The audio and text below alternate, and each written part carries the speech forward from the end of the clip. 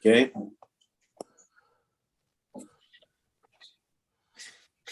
Thank you.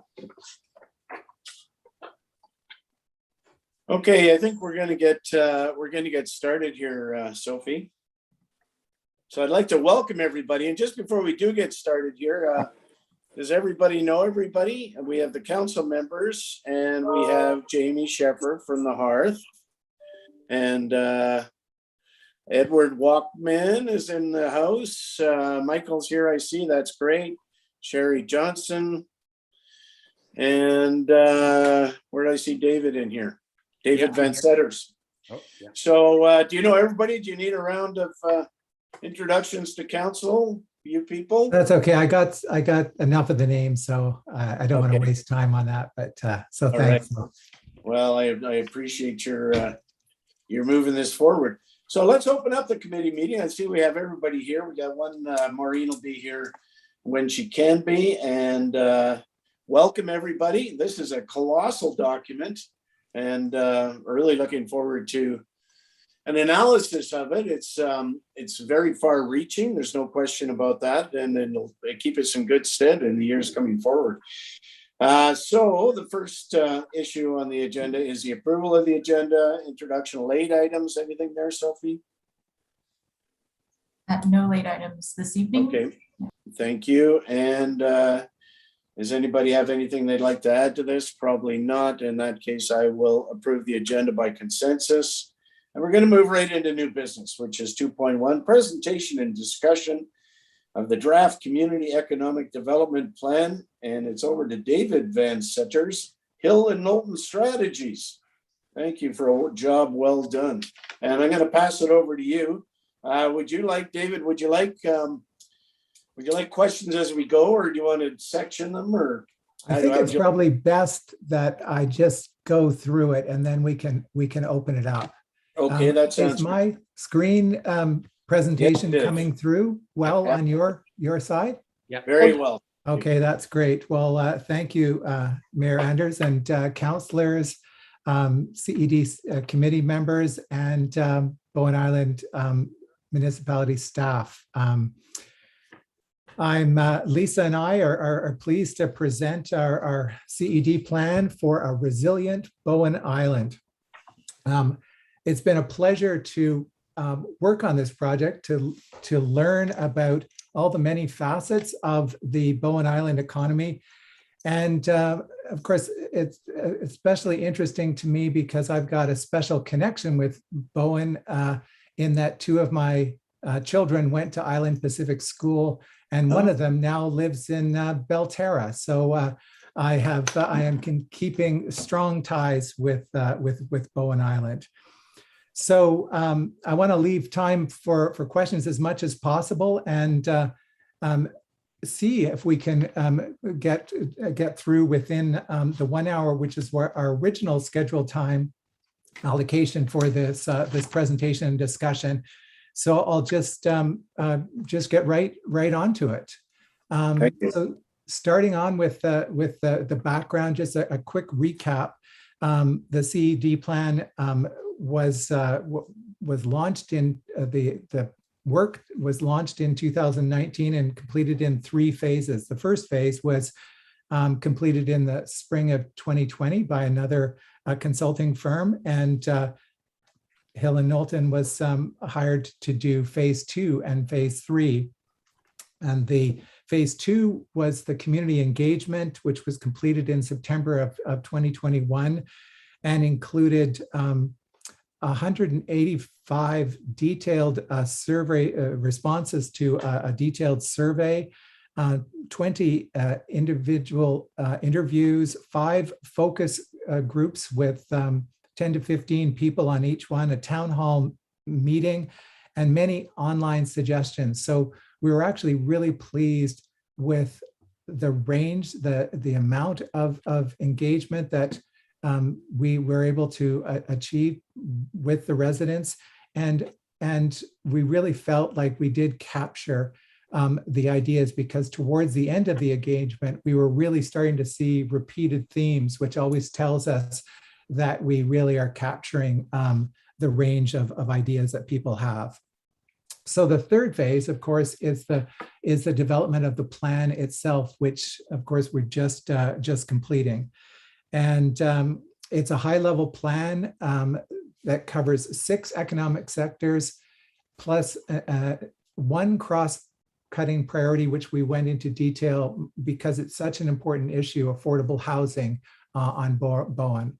And just a couple of notes, as opposed to sort of doing a high-level directional plan, we've organized the plan into tangible, 31 tangible action-oriented strategies. And most of these strategies come directly from suggestions from residents, but possibly up to a third are influenced by work that we've done for other communities and have found them successful, and ones that relate to Bowen. And then the final note that I want to make clear about is that this plan is designed to be implemented by the entire community. It's not meant to be a plan that just the municipality has to take leadership on. So with that, let's dive into it. The first thing I want to do is sort of set the context for what a community economic development vision is for Bowen, which has been expressed in the official community plan as a vibrant, resilient local economy that enhances social well-being while respecting local, regional, and global ecological limits. I was actually really impressed with this CED vision. It's very progressive, and I really think can carry you a long way. And the way that we are seeing many communities that are striving towards this, not all of them have put the words so clearly down in a vision statement, but they circle around these 5 notions of that natural ecosystems must be protected and enhanced as part of a sustainable economy, that residents enjoy a minimum level of financial security and feel included, feel belonging to the community, that residents favor asset lifestyles, ones that have a low ecological footprint, if you know that term, and that the community is resilient and adaptable to changing conditions and disruptions, and that the focus is not necessarily on increasing the size of the economy, but on improving its quality, recognizing that it may expand as a result of improving the quality, but the goal is to create a better quality economy, not necessarily a bigger one. And so the CED plan really it tries to adhere to these general principles while also protecting the island character that's so important to Bowen Island residents. So in terms of the sectors, there's 6 that we focused on and that are very typical for a rural island community like yours. So health and wellness, local food, responsible tourism, and I'll explain the adjective on that when we get to it, arts and culture, the digital or knowledge economy, the commercial and industrial sector. Those are the 6 main sectors. And then we've got 3 cross-cutting priorities, one that we delved into in a chapter and the others that we've infused into the 6 economic sector strategies that we came up with. Affordable housing, a huge issue on Bowen. But the training and education is another cross-cutting priority, because the more that we can train people on island, the more likely they are to be able to gain employment on island as a result of that training and education. And then environmental stewardship is super important to Bowen Island residences. And so that's also infused in the various strategies. So let's jump on to the first one, health and wellness. So our general assessment is that the sector is already well developed and it's a key part of the cultural identity. So this is more the areas of focus are about building on what's already a strong foundation. One of the areas that residents have said could be improved is to increase the awareness and access to the services, and things like creating some kind of central booking service. And it's not necessarily clear who would do that, but it possibly even could be the municipality that could offer this and take a small fee for booking various things. And that would help people be more aware of the wide range of health and wellness services that are available on Bowen, and will be even further enhanced when the new health center comes online. Expanding diversity and impact of services is another one, making the services that are already very good, adding to those and expanding them, perhaps with even more immersive health retreat programs that are longer stay, those kinds of things. Another one, health often really has an extra emphasis for seniors. And so finding ways for seniors to better meet their health needs with in-care home services, other kinds of things, and also creating more opportunities for health and wellness training, continuing that training theme. So on to the second one. Here, there's significant opportunity to expand food production and processing. And this is a key sector because the food sector, of possibly all the sectors, generates a significant number of jobs for a certain amount of revenue activity. So there's really a great opportunity to create more jobs and to build and to expand this, which is what now still a fairly small sector for Bowen Island. So one of the key areas that many communities across BC are getting excited about is to create opportunities for all the participants in the local food economy to work together, to share their costs by working out of a common facility to do various things, and to also collaborate on marketing their services. And so we have strategies around creating a food hub and creating a processing kitchen. Another one is helping to improve the economics for food producers, because the food sector is a very low margin sector. And so it really helps to do things to help that. So things like creating agritourism opportunities, which allow people to be exposed to customers who come and buy at their farm gate, for example, or even maybe have farm stay accommodations on for food producers, is an important way for them to generate extra income to make the whole economics of being a food producer work. And a third one is getting everyone involved in growing food, with the idea that you can try to create new jobs, or you can work on creating an economy that reduces people's costs. In the case of creating community gardens, that's a great way for people to build community and save costs on something that everyone must buy to survive. And then always throughout this is to ensure that local food production happens in a very eco-friendly way, that it's done in a water conserving way. Residents were very clear that any expansion in food production would need to be done with very careful consideration to not destroying sensitive habitats, using up excess water, those kinds of things. So the third one is responsible tourism. Here it's obvious that tourism is already a very successful and large sector of the Bowen Island economy. So successful, in fact, that it can have impacts on residents, and those impacts are growing. So in terms of key areas of focus, therefore, it's to support forms of tourism that really minimize those impacts, to focus on low impact tourism, to focus on off-season tourism, and to focus on longer, more immersive stays for tourists rather than a quick one-day visits that increase ferry traffic loads and those kinds of things. Another one is to work hard to really try to maximize the use of Bowen Island residents and companies in all tourism activities. And so not bringing caterers over from the mainland to do certain things, but to actually hire local people to do that.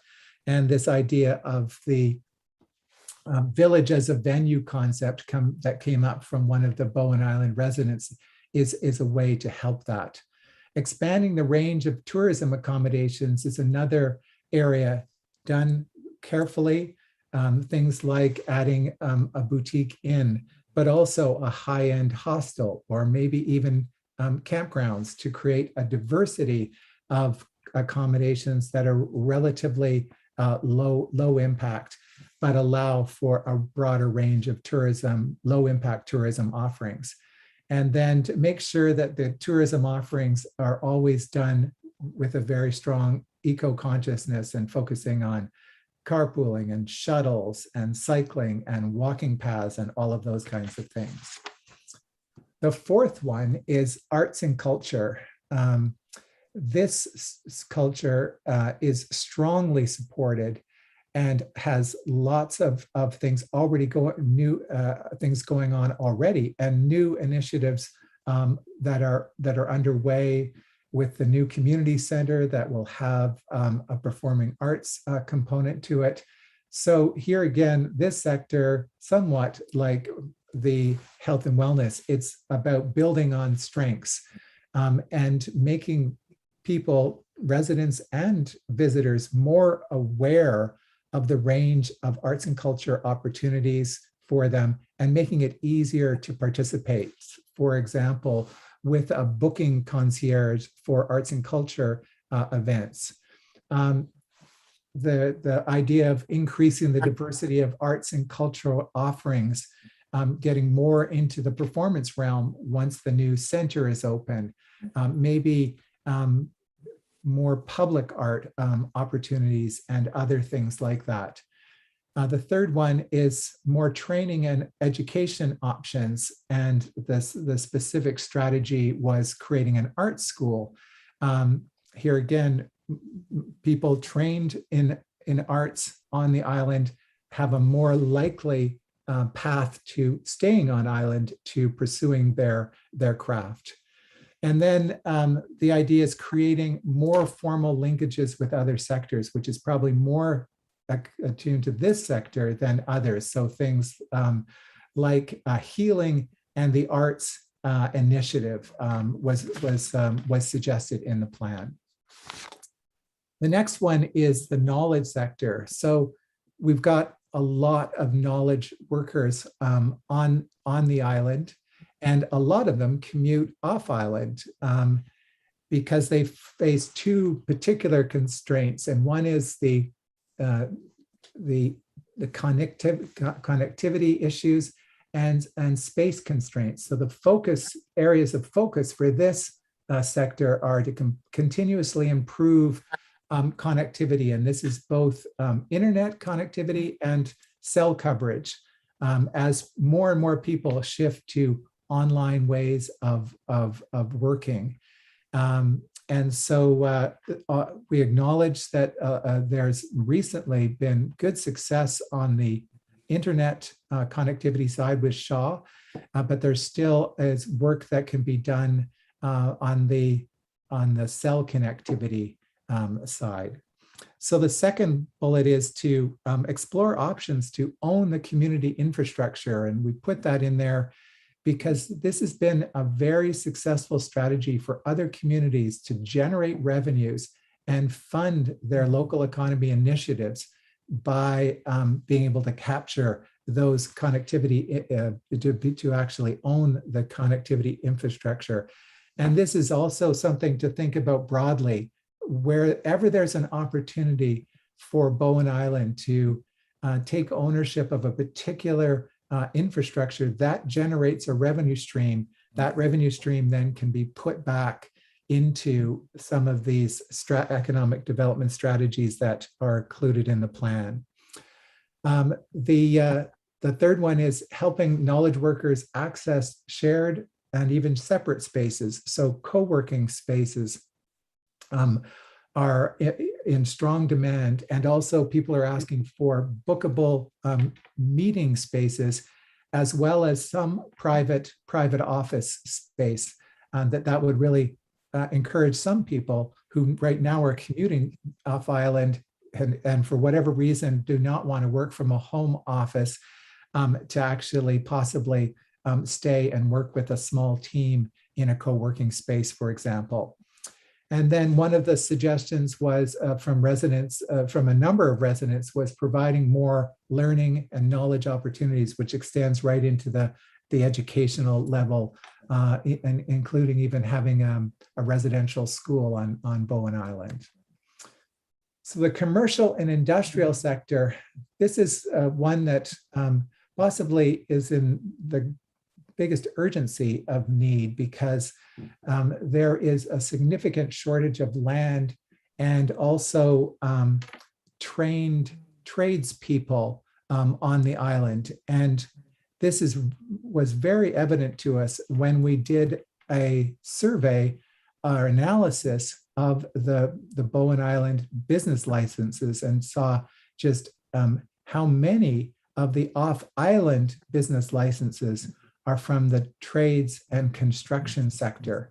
And so if you can imagine an area of focus to provide more land so that it's possible for more Bowen Island trades and commercial and light industrial operations to be able to set up shop, and also to have a trades training apprenticeship program so that there's people available on island who are getting the proper certifications to work in various trades, and then the likelihood is higher that they will stay on island and participate in those trades, and then we can reduce the amount of trades that are coming daily onto the island. The third one is, of course, making commercial and industrial activities more green. Again, if we're going to expand it, we make sure that all of the environmental standards are put in place so that these light industrial activities are not harming the environment on Bowen at all. The fourth one is providing options on the sort of moving in from the commercial to the retail.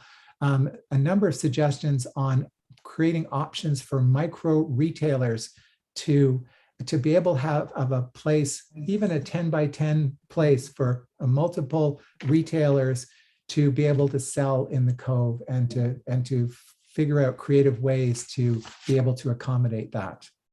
So those are the 6 sectors. And then the one cross-cutting sector, which was probably mentioned by almost every survey respondent, is how we can get affordable housing. And what was very clear from it is that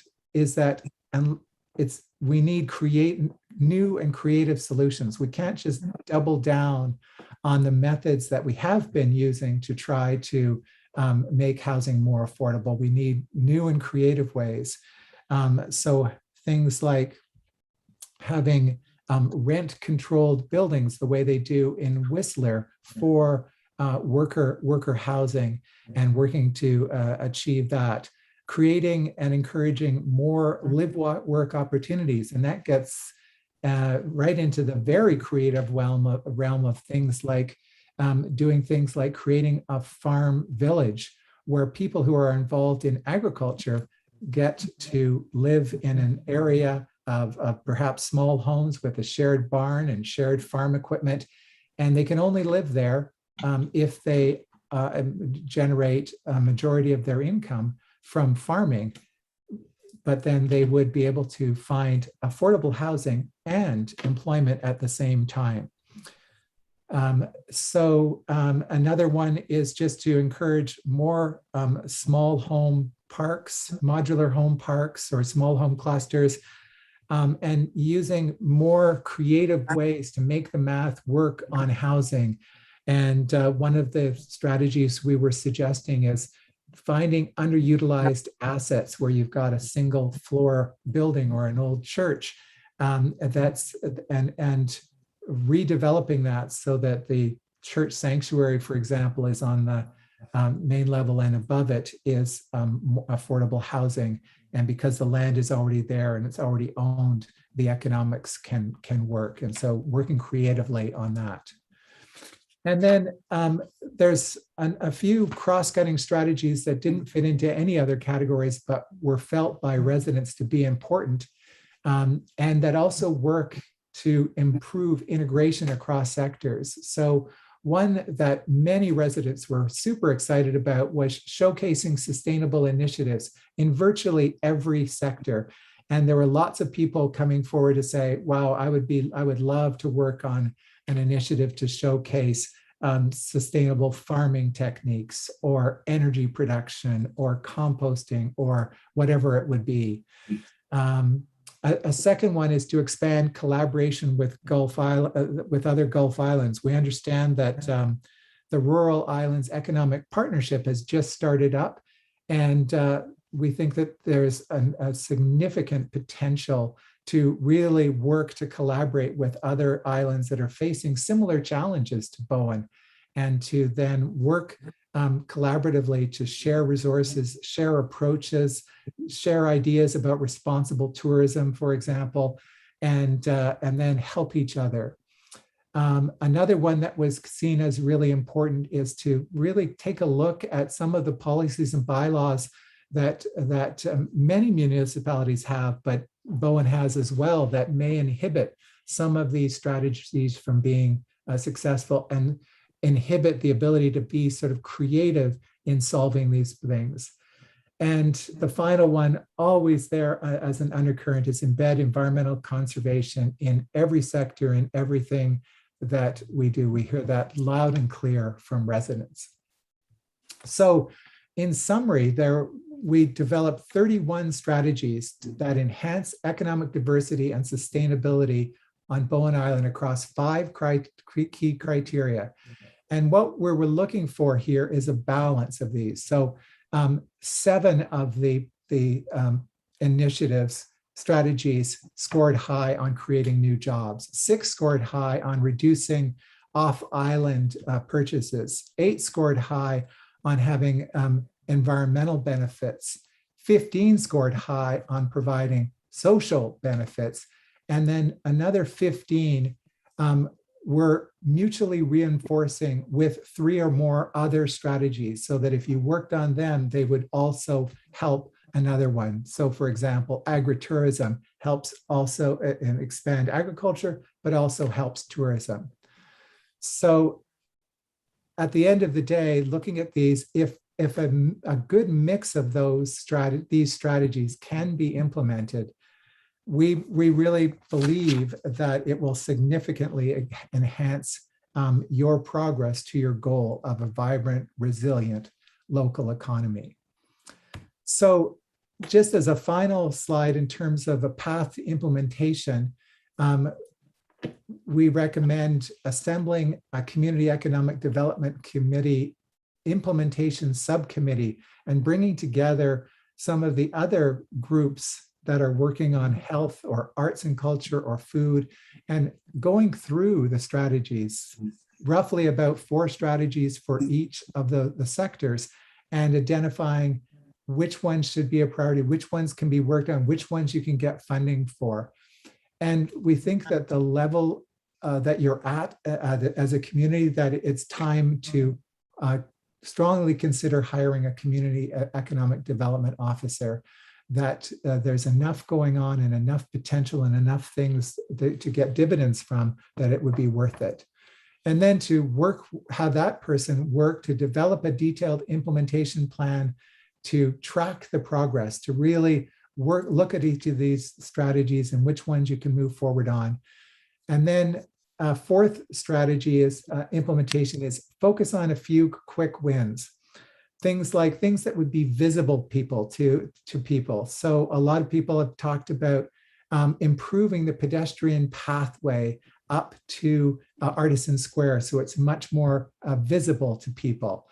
Or maybe getting public washrooms installed up in the upper end of the cove might be another one.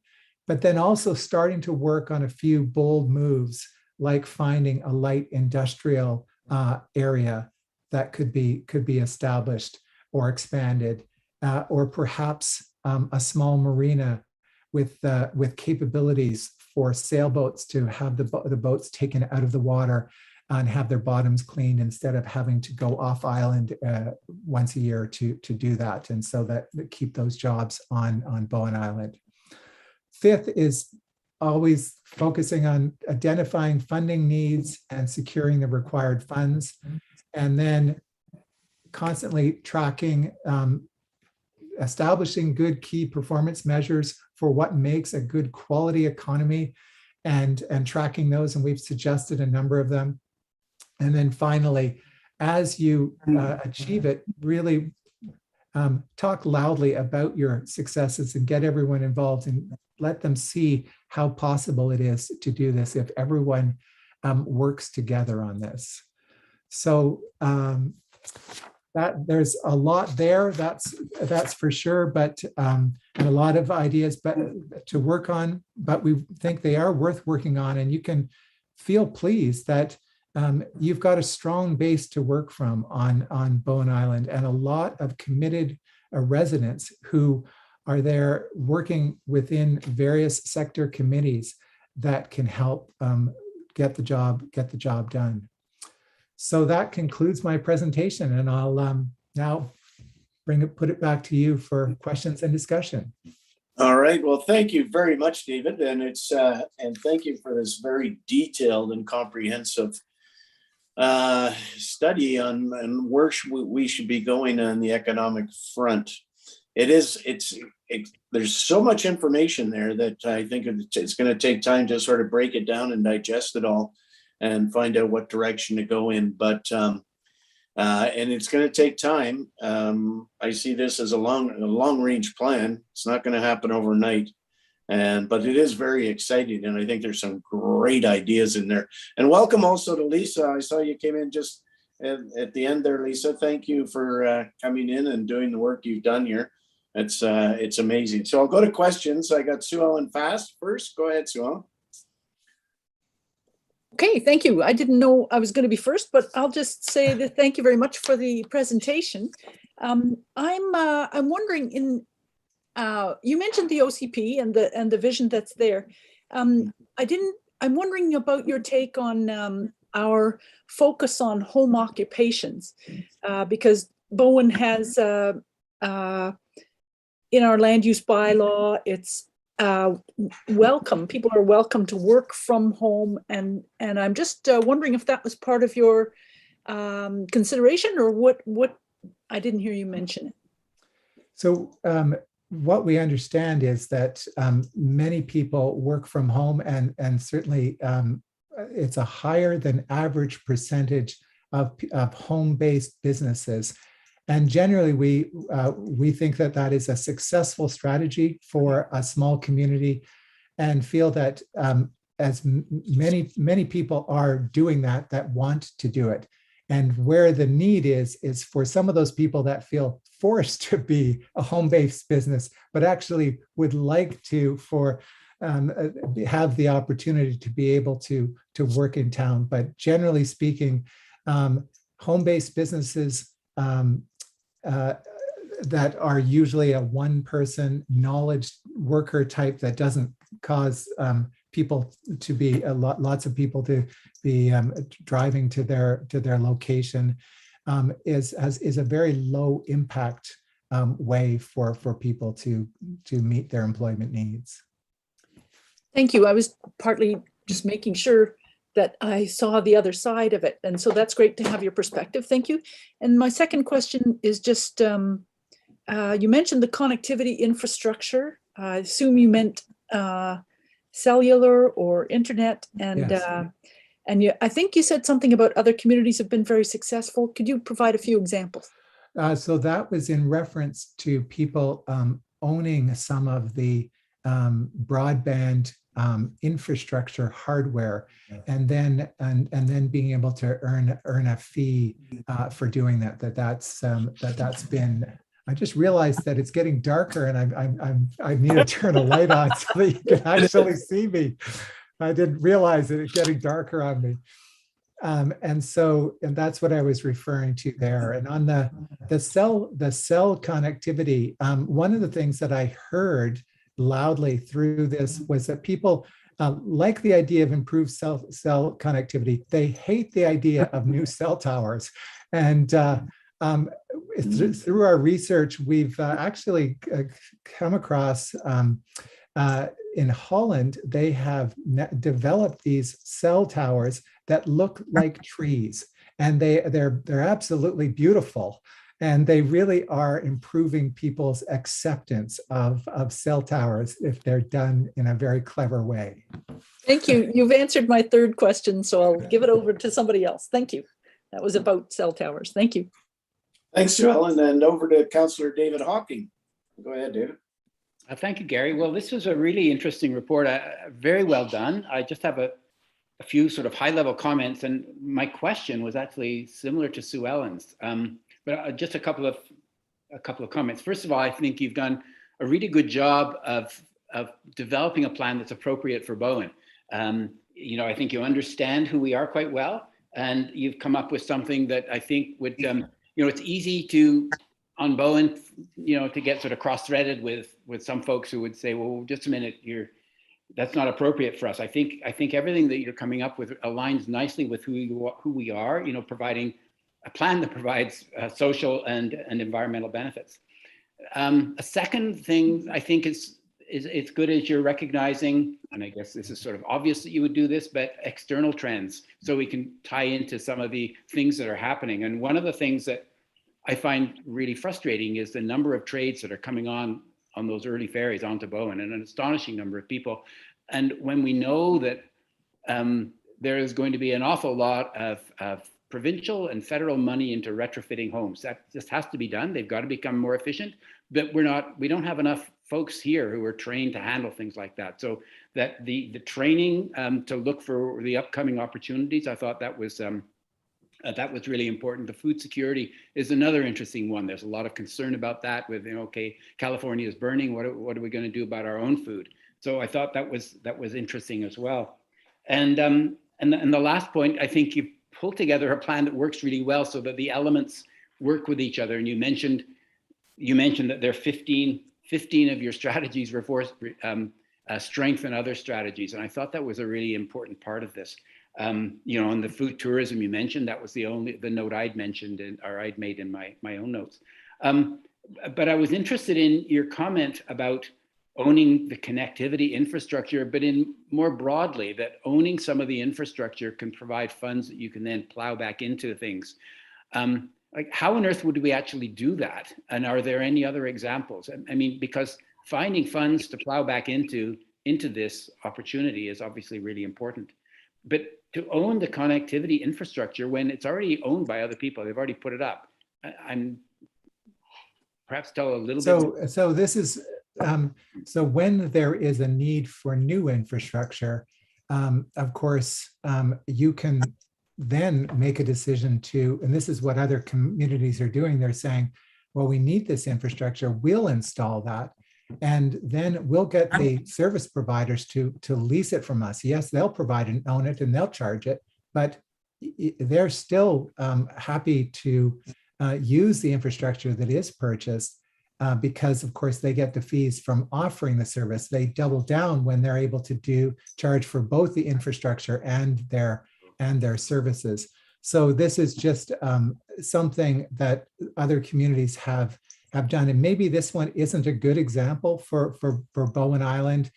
I guess the key idea is to constantly be vigilant for areas. So for example, even if it was the simple thing of let's put a small antenna for Wi-Fi up on top of the building. Well, the typical practice is that they pay rent for doing that. And so that creates a revenue stream. And so really thinking creatively about where there might be opportunities to acquire or provide access to municipal assets that then create a revenue stream that then you can use to do this. So on a broader level, and again, this is probably not appropriate to Bowen Island, except if it wanted to engage in sort of creating a solar array, for example, and then charging for the energy produced. But something like 25% of all US municipalities now own at least a portion of their power infrastructure. And that the money they get from providing the services from that power infrastructure is becoming increasingly important in making their budgets balance and allowing them to do all of the things that they want to do. And so rather than let's focus on a specific things, which I might have got completely wrong, it's just hold the idea of, are there any opportunities where we could, as a municipality, own our assets, charge a fee, and use those revenues to provide better services? Okay, thank you. That's a really, really interesting answer. Just one more comment. I like the expanding the co-working spaces. We've talked about that on the island. It's in fact part of our climate change strategy to provide that kind of opportunity. But I loved your idea, the variation for parents with childcare. And I'll have to Google Nestworks Vancouver and see Yes. a little bit more about that. So anyway, yeah, it's really exciting how this whole co-working, just this whole idea of the sharing economy, I'm just really fascinated by that and just really inspired by the creative ideas that people can come up with when they say, why do we all have to have our own assets? Why can't we just share them? I have an old sailboat, and instead of just owning it myself, I own it with 3 other people. And I can't ever sail it more than 1/4 of the time. So it just makes perfect sense. And so trying to build that into our community, we have one of the strategies is around building these sharing sheds. So people don't have their own lawnmower or pressure washer. They can actually go to a community hub to borrow those. Yeah. Great. Thank you. Thank you so much. All right, I've got Councillor Allison Morse. Go ahead, Allison. Thanks. Thanks, David. I'm glad to see the PowerPoint was great. Going back to the community consultation, you've got a list of, I think it was 185 filled out the survey. That was phase 2, right? Yes, that's right. Okay, so how many people actually filled out the survey for phase 3? So no, phase 2 was the engagement phase. So everything about phase 2 was around obtaining people's feedback about what they thought is needed to create. Well, I guess maybe I didn't phrase my question right. You said the draft plan went out for consultation like a month or so ago. There was 4 questions asked. We didn't even mention that. Yes, we got a, Lisa, maybe you can help me there in terms of, I mean, we had a good number of people that responded to that. I just don't know the exact number, but what I can say is we faithfully went through each one of those comments and incorporated them into the most recent draft. Steph just put it in the chat. The 13 people filled out from the community. We had it up on Citizen Labs for, I think, almost 3 weeks with Steph. Yeah. So we did give the community an opportunity to see the plan and feed in on those pieces. And we did have 13 people who provided feedback, which we then incorporated into this draft for this meeting. Well, the latest draft, which we were discussing through the PowerPoint. Well, that answered my question, the second question. So in the focus groups and the town hall and stuff, the numbers of people that attended sound great in total, but how, was there, and maybe Steph has to answer this question because she took the registrations. Was there a lot of overlap between the people that attended the focus groups and the people that attended the town hall? So there was some, maybe 30%. And then I guess I found the comment about the cell towers interesting because they've made them very beautiful down in Palm Desert. They're cactuses. You've got these great big 200-foot or 300-foot cactuses that are their cell towers. But I was curious about the objections because I wouldn't have thought the objections from people here would have been to the unsightliness of the towers versus all the emissions or radiations or whatever it is that people perceive those towers emit. So I was just wondering if there was any comments from people that specified why they didn't like the towers. I think you're right. There is both concerns, but what seemed to come through more loudly in the comments was the concern about sort of the visual blight, because often these are sort of up on a hill, not that close to where people live. But yes, both were mentioned. Okay, thank you. That's, I think, it for now, other than getting into the weeds in the report itself. Okay, anybody else have anything to question? Any questions, that sort of thing, clarifications? Well, I would just want to mention there, David and Lisa, this is a great piece of work here for our economic development, and I think we're going to go quite a bit forward on it. I think it hit all the right buttons. I think I like the idea of the better, not bigger economy. Water consciousness is a huge issue on the island going forward. I like the idea of quick wins. I think it's really good for the community to see some inspiration and get spooled up about the economy and how well we're doing. Like I say, I think you really get Bowen Island. There's no question about that. And I look forward to the next steps. It's interesting that we seem to be circling back to this idea of a commune. And, I've said that for a while. It's a really good economic sort of program to do that, because especially in rural communities where you're sharing equipment and that sort of thing, it sure works out. Anyway, any closing comments, David or Lisa? I think that's going to be it. Then I can't see any more hands up here. Maureen's got her hand up. Oh, she does. I didn't see her down there. Maureen, I am sorry. Hi, Gary, and hi, David and Lisa. Thank you very much. And my apologies for being late. You live on an island, and there are transportation issues, as we all know.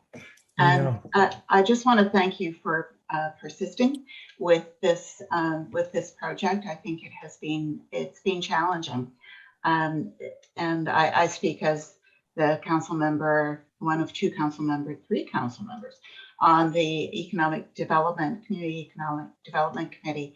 And we have had in our OCP, and you may have mentioned this already, but we have had in our OCP for many years now the need for the development of a community, of an economic development plan. So this is the first step towards that. And I think it's been hard work all around. And I think that the steps that you put forward in your one of your closing slides, I'm just going to bring them up. What you suggested for council to consider was to assemble a CEDC implementation subcommittee, which I'm assuming would come from within the committee itself. I think that is a really, really important next step, because the nuts and bolts, and this goes to a point that Lisa made in a recent email, the nuts and bolts of figuring out how to move forward with some of these ideas are, it's going to be another round, of hard work. And folks who who live here, who understand the challenges of being on Bowen, are going to have to provide their input there. The hiring of a community economic development officer has come up in the past, and it certainly is an issue that the CEDC is concerned about, and figuring out how to do that is super important. And one of the things that folks who might be concerned about the additional costs of bringing a CEDC officer on board, there is a lot of government support these days for figuring out how to do that, given the impact on the sustainability, the resilience of communities.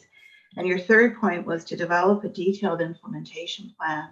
And what I'm hoping is that that would be the work plan for the CEDC in the coming year.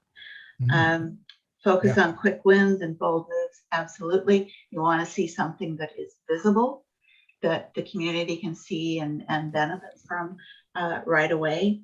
The funding needs and secure required funds. As I said, there is increasingly funding available to help support this kind of work. And I know that our new CFO has some experience in this area. So relying on her for some advice. And then your concluding points of establishing and tracking key performance measures, I think is incredibly important, because we can have all the big ideas. That's my cat supporting me in the background. We can have all the big ideas we want, but we actually need to figure out, is this working? Are these the right things that we should be measuring? How are we doing? That needs to be done, and it needs to be clear, and it needs to be reported out to the community. And then finally, celebrate successes. When I worked at one point I worked in magazine publishing, and where we started was we always chose the date on which we would have the big launch and the big party. And I think that you actually really have to focus on celebrating successes, because it's such a motivating factor in helping people get through the hard times in trying to get work done, and actually imagine like what it might be in the long run. So thank you, David. I appreciate the work that you've done. I appreciate the vision that you brought to this. And I also look forward to the energy and the critique that the Community Economic Development Committee will bring to this, as I hope we move it forward. And thank you, Lisa. Right. And Steph, my God, Steph. Steph is being, Yeah, absolutely. Hands up to Steph. You're here. Yeah, I think that you're in a really good place, and there's just so many exciting things. I was down at Tell Your Friends Cafe on the weekend, and I was sitting out on the rail, and I noticed that sort of area of water between the two piers, that triangle, and I thought, oh my gosh, if they could just cover that over and make that into a surface area and put a small little mini retail market there, which people could go and buy from locals while they wait for the ferry. Wow, that could just be a home run. Allison, there's lots of things that you really can work on. What's going on? Allison, save it for the implementation stage. All I've got to say is, been there, done that. There's been 2 or 3 people trying to suggest that over the years, and it has not gone over well. Okay. Councillor Michael Kale. Michael. Yes. Hi there, David and the team. Thank you very much. David, I was involved, I think we're going back now about 9-10 years ago, when we were actually doing the branding exercise. So you just mentioned that cafe's name, which reflects the branding exercise done 10 years ago, and you've probably got quite familiar with it. And I come from a tourism background, by the way, so I happen to feel that, maybe that sector is still, even when I looked at your report, maybe could do with some additional representation. It's not a concern, David, but you've approached this on broad fronts. You've covered an awful lot of ground, and it's multifaceted. Can I just ask, you know that dreadful comment about, okay, we sold you the watch and you told us the time.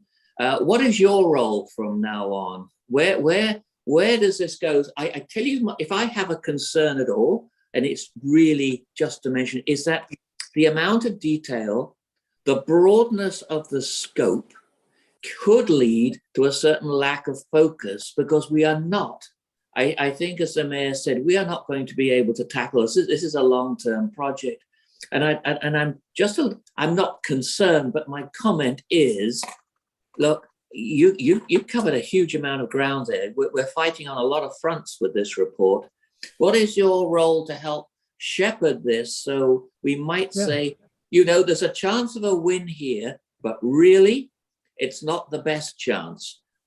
In terms of establishing priorities, which is the only way to get things done, do you have a say or role in this at all? So I would say not an official role, other than my ongoing interest with Bowen Island. What we did try to do, recognizing that there is this breadth of ideas that came from the community, and they've come from these different sectors, and we've organized this with the knowledge in mind that there is an environmental group that's focusing on the environmental issues. There is an arts and culture group. And so identifying 4 strategies for each one of those sectors to focus on and tackle, I think is our way of trying to make that manageable, so that it doesn't feel like it's overwhelming when you get down to the sector and you've got 4 to choose from, figure out which ones to start with. And so that's really the strategy. And I really have a lot of faith in the Community Economic Development Committee to be able to shepherd that forward, so that the community can stay organized and get the right priorities and then move forward. Mm-hmm. Okay, so Allison, you still have, is your hand up or not? Yeah, my hand's up. Okay, go ahead. So David, can you just tell me what a multiplex gym is? It's referred to in the report as something we need, but I'm trying to figure out why it isn't already met by the gym we have on the island. Well, it's meant to have both swimming and a weight room and a gymnasium and those kinds of things. That's what we've heard. That you use the word multiplex, quotations, multiplex gym. So a gym. I can go back and look at that. I took that from phrasing that I got from the residents and thought that would have meaning, and so I didn't. But I can certainly take that out or correct that. Well, yeah, I was just trying to, because you also listed pool and arena and then and multiplex gym. So I asked a couple of people and said, "What's a multiplex gym?" And they came back to me and said, "I don't know." So just curious. I think it's that it's just a multi-purpose facility. So it has a gym in it and other, like I almost like picture like a YMCA that's got a gym and but you've got childcare, and it's beyond just having like just something focused on a recreation or gym building. Yeah, okay. Exactly. But so that might have to clarify. So, and I'm still hung up on the charts about the license holders. Which I think was one of the questions I asked when we went through this at the Economic Development Committee. I'm at 1.6, and it says there's 573 license holders that employ 928 full-time employees. And then there's another statement, the next sentence says, these license holders represent slightly below half of all employed people living on Bowen. So that sort of, I don't know if I'm understanding you correctly. The implication to me on that is that those 573 license holders employ 928 Bowen Island residents. I'm just trying to grab the. Can I just jump in? I think maybe for some of those very specific things where we need to reference the report, if there's, maybe we can follow up on those ones on email. It's a little, I think, difficult for David to kind of get back into the, unless you know David offhand. So that is the total number of license holders, regardless of whether they're on island or off island. I have no problem with the 573. It's the statement that they employ 928 people, which I have no problem with. But the next statement seems to imply that those 928 are all residents of Bowen Island, which I'm quite sure they're not. Okay, and I can go and check that that number. But I 'cause mean, we have may the have to data. go back to look at the license. I don't know if they even gather that information. We probably don't know that from. Yeah, I think haven't we do. seen the Yeah, app. we've got the detail there, so I can go and check that. But I don't, do our license applications actually ask people how many employees live on Bowen versus how many employees don't? I bet we don't. I don't believe so. Yeah. So They we, ask how many people employ they employ, and then they ask, are they off island?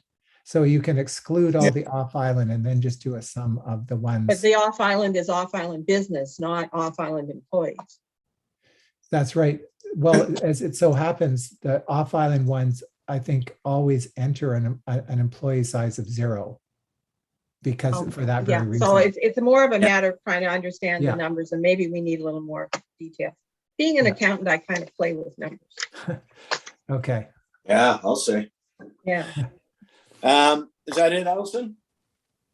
Yeah, I guess that, you know, it's a huge task to figure out, you know, getting all the groups together to see whether they would be interested in working together to provide, say, the food hub, for example, or, you know, so it's going to be a fair task for the Economic Development Committee. And, you know, I guess I'm seeing as one of the first steps, meeting with each of these groups, like, and going and exploring that option further to see how realistic it is to try and implement it. Fair enough. Well, it's here forever. So, you know, we'll get her done as we go ahead. Probably part of the strategic plan, our next strategic plan. We can look at bits and pieces of it and see if it can work out. Gary, I don't know. Maureen had her hand up. Yeah. Maureen? Yeah, just to point out that over the last couple of years, the Community Economic Development Committee has been sort of systematically meeting with different sectors on Bowen in lunch meetings, breakfast meetings, and so forth. So, and we did a blitz during the early part of the pandemic. So I think that there are relationships that exist already, good relationships, and you know, a fair amount of trust to start moving forward with some of these points. All right. Thank you, Maureen. Liam had his hand up. Liam? Yeah, thank you, Mayor. And I just wanted to thank David and Lisa and the team, and Vince, who's not here as well. And certainly Steph. I appreciated that shout out that went out to Steph before. She did a tremendous amount of work in support of this. But I did want to just say that I echo Councillor Nicholson's comments that this was not easy. This was a challenging task, but I think that we've been delivered a good product in the end, and that I think much of what we've done here was validating work and understanding that already exists. And so, but there's also new bits and pieces in here that we can glean out that will help us move forward. And I think that's a part of these types of exercises that we sometimes have to remind ourselves that as much as we want a crisp roadmap to success, we also need to validate our own understanding as it currently is, and that's a lot of what happened here. And so, you know, I think a tremendous amount of work went into this, and I think it does put us in a good position for moving forward. So, I just want to say thanks to the team. Thanks. And Vince is he's actually at COP25, so that's a good reason for not being here. Yeah, that's all right. We'll take that excuse for sure. For him. Isn't that wonderful?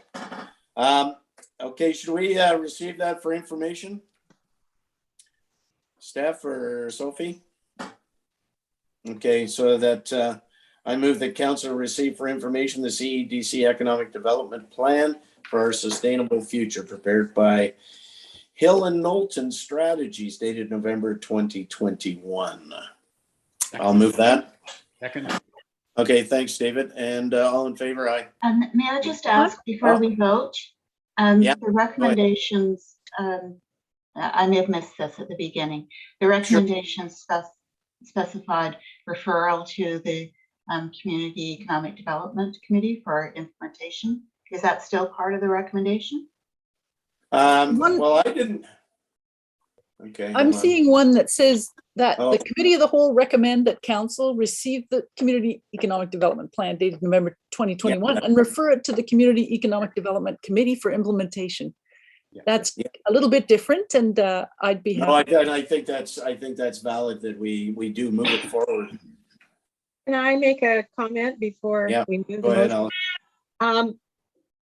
By saying refer for implementation, it is meaning that we're adopting the plan.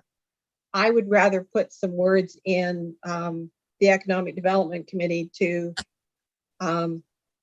report back to council on how to implement the plan.